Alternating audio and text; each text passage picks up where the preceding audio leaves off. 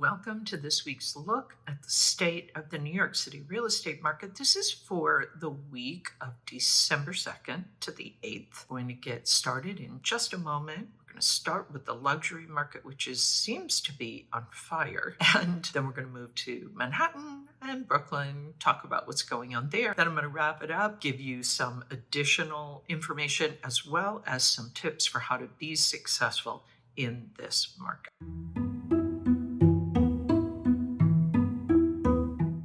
We're going to get started now with the luxury market. There were 34 contracts signed last week for properties priced at $4 million and above. Wow, that is 15 more than the previous week. Okay, very interesting to see what's going on in this luxury market. Here we are in December, and yet we're kind of breaking records. This is the third highest number of contracts signed this year. The top week of the year was back in March when 40 contracts were signed the week of March 11th to the 17th. Let's talk about what happened though this last week. The number one contract was 55B at 220 Central Park South. It was asking $37.5 million. The seller paid $33 million back in May of 2021. This unit has a little over 3,200 square feet. It includes 3 bedrooms and 3.5 bathrooms, a 35-foot living room, and 2 out of the 3 bedrooms face Central Park. 220 Central Park South is an ultra-luxury building designed by Robert A.M. Stern. This condo building has over 30,000 square feet of amenities that include doorman, concierge, motor court, private dining room, fitness center, an 82-foot saline pool, squash court, basketball court, golf simulator, children's playroom, and a communal terrace. The number 2 contract for last week was a 5-story, 22-foot wide townhouse at 114 Waverly Place. It was asking just under $23 million. It was listed back in September. The house has 6,800 square feet. It includes 5 bedrooms and 5.5 bathrooms, plus an elevator. The seller paid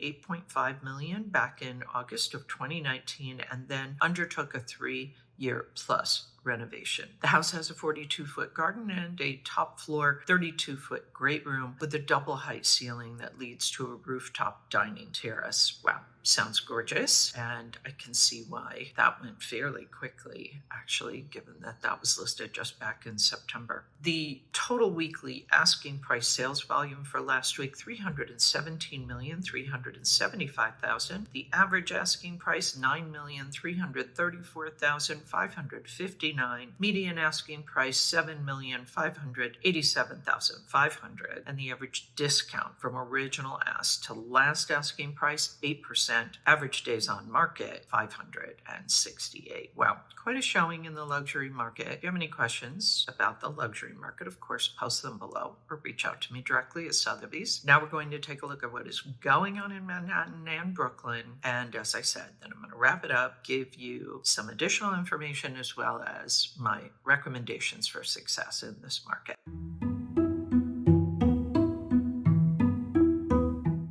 The supply really jumped. New properties that came on the market, 232 properties came on the market last week in Manhattan. That is a jump week over week of 268%. Contracts signed also popped a little bit. 202 contracts were signed. It's up 29.5%. Off-market properties also rose almost 110% at 306. The 30-day look, however, tells a slightly different story. The supply, 798 for the month. That is actually down a little over 44%. Contracts signed, 858, down almost 13%. Off market rose, but not quite as dramatically for the month at little over 21%, 755. The Market Pulse reading shows that we are up 3.5% from last year, down almost 1% from last month. However, we do continue to remain in this very neutral, kind of balanced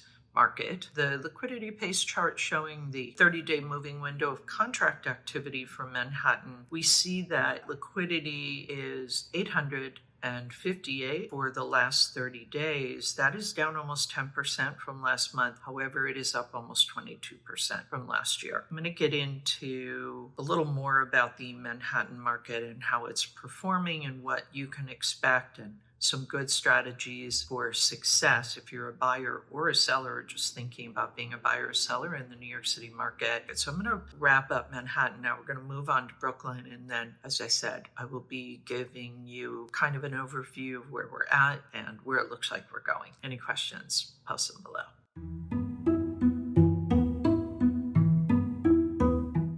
Brooklyn also saw a rather dramatic pop in activity, little over 100%, 101%, 145 new properties came on the market last week in Brooklyn. Also saw a very nice pop in the contract activity, up almost 109% week over week. 167 contracts were signed in Brooklyn. And in the off market, we saw another dramatic rise for the week, about 121%. 126 properties were taken off the market. The month's view, however, takes a slightly broader look and tells a slightly different story than the week view. 516 properties for the month. That is down, actually, 34%. Contracts signed 554, also down a little over 19%. And the off-market properties, 322 for the month. That is up a little over 27%.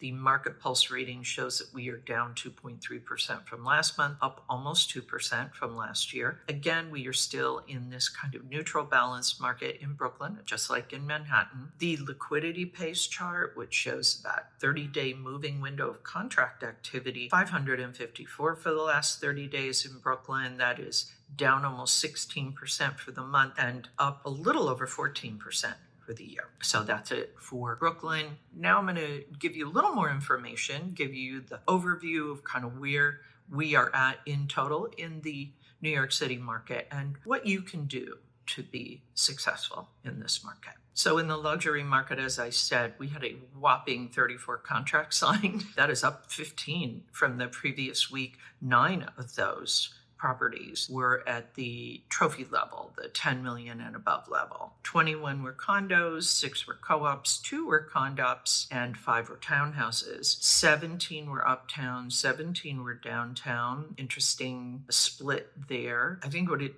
really is mostly saying about the luxury market, probably seems pretty obvious, is that people are really trying to get things done before the year ends. So even though we are in December now, and typically, historically, things get a little quiet, we did see a big pop in the luxury market. We look at the Manhattan and Brooklyn markets. We remain in a neutral place in both Manhattan and Brooklyn. We did see a big pop in supply in both Manhattan and Brooklyn. We're now at about 6,058 properties for Manhattan and 3,071 properties for Brooklyn. Not terrible, not great, just kind of hovering here, probably likely to stay right around here. Again, this was for the week. We saw that overall we are kind of down in terms of both our new listings as well as contracts being signed. Last week was a different story. So for last week, what we saw was a kind of an unusual pop this time of year in the supply and the contract activity. Also in this off-market category, we're starting to see an increasing number of properties coming off the market. In Manhattan, we have about 3,963 off-market properties, and in Brooklyn, we have a total of about 1,802. Likely, those sellers are taking a break. They're going to wait and perhaps relist when they feel they have more buyers focused, although given what happened last week, you would think maybe they should stay on. It's hard to say where this is going to go. The 30-day liquidity pace, 858 properties in Manhattan for those 30 days went into contract, and in Brooklyn, 554. I want to share a chart with you about listing success that speaks to getting your deal done in 30 days, right? So 30-day listing success rate. So for the last several months, the percentage of listings that found a buyer within 30 days has been running at or above its seasonal average. And November looks to continue the trend. You can see from this chart that we're kind of keeping pace, seasonally speaking. In Brooklyn, the 30-day listing success rate found that the percentage of listings that found a buyer within 30 days has been running above its seasonal average for the last several months, and it looks like November is going to continue this trend. The reason you hear me talking about kind of a little rear view mirror stuff of what happened in October and what is projected for November is that, we have a certain amount of information that is current information, but we have much of our information is delayed. And so we don't really get that hard data for a little while. Few months to know for sure. So what does this mean if you are a seller? So we see that this market has not quite decided to cool off for the holidays. We see overall a kind of an increase in activity, if last week is any measure. It'll be interesting to see what goes on in the next week or two. As I've mentioned previously, historically, December and January are our quiet months. We don't know whether this year we will see the same, but if you are someone who is thinking about selling and you don't want to list your property right now, you want to get ready for the spring market. As I've said, March is often the very best month in which to list. I want to share some strategies with you about positioning yourself to be best in class. So in addition to your asking price, which you've heard me talk about a lot, very, very important that your asking price be in alignment with the market. So be sure that you pay attention to that, because that's really what engages buyers. That and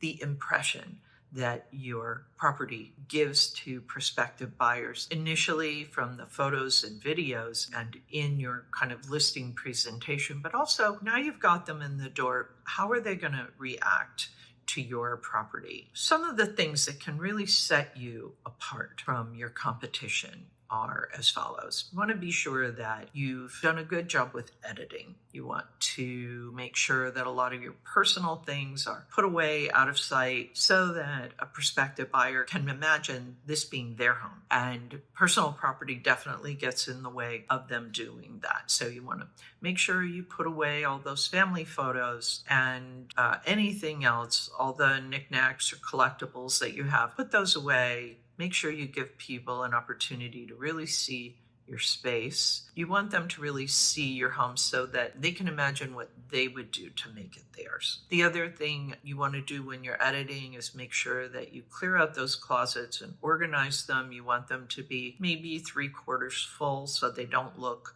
like you're exploding out of the closets, because they're going to think, oh, gee, this doesn't have much in the way of closets. Whether that's true or not, if your closets are too full, they think theirs will be too if they live there. The last thing I want to talk about is painting and staging. These are a little more ambitious when you're prepping your property, and it really depends on the condition. But if you feel like maybe things look a little tired, you might want to very seriously consider giving your home a fresh coat of paint. Keep it neutral. No bright colors or dark colors, some version of the many whites that exist out there. This really helps people to see your space because it very much neutralizes it, gives them a chance to see the bones, as we like to call it. Staging your property so that people can appreciate the scale of it. Sometimes it's hard for buyers when they walk in, if they see an empty room, they don't really understand the scale of it. And in fact, the studies that have been done statistically show that someone looking at an empty apartment sees it as 30%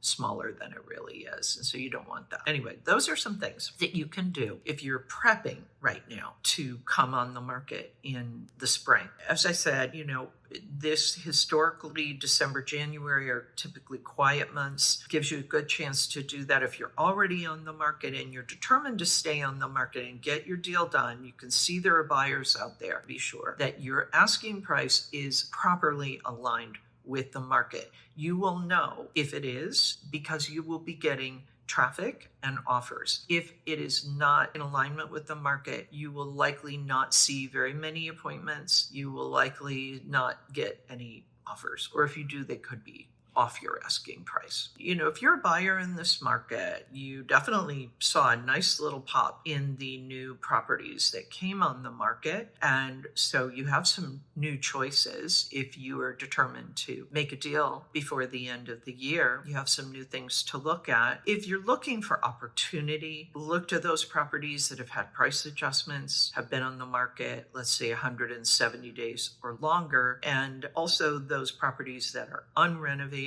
perhaps in a state condition. That's where you're likely to have the most leverage. Every case is different. So you'll have to see when you find something, whether you end up with a lot of leverage or whether that seller's going to want to just stay pretty firm. Otherwise, as I said, if December and January stay true to the markets of the past, you're likely not to see a lot of new inventory coming on the market until, let's say, end of February, beginning of March. Okay, that is it for this week's look at the state of the New York City real estate market. As always, please post your questions below. Feel free to reach out to me directly as Sotheby's, because I'm always happy to help you and to answer your real estate questions. As always, my thanks to the Olshan Luxury Report and to Urban Digs. The work they do helps me to help you to make great decisions. I'll be back next week with the very latest news on what's happening in the New York City real estate market. In the meantime, take care.